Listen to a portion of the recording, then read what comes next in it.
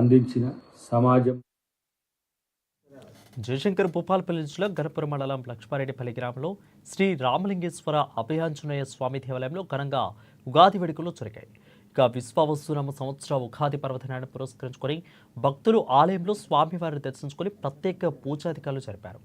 వేకుముజామున భక్తుల ఆలయానికి చేరుకుని స్వామివారిని మొక్కులు చెల్లించుకున్నారు.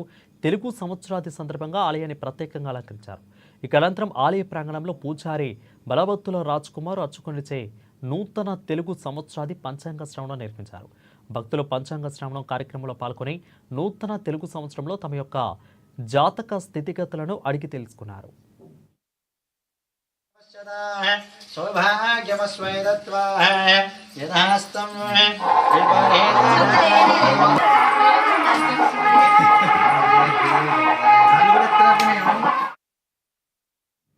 సిద్దిపేట జిల్లా హుస్నాబాద్ ఎమ్మెల్యే క్యాంపు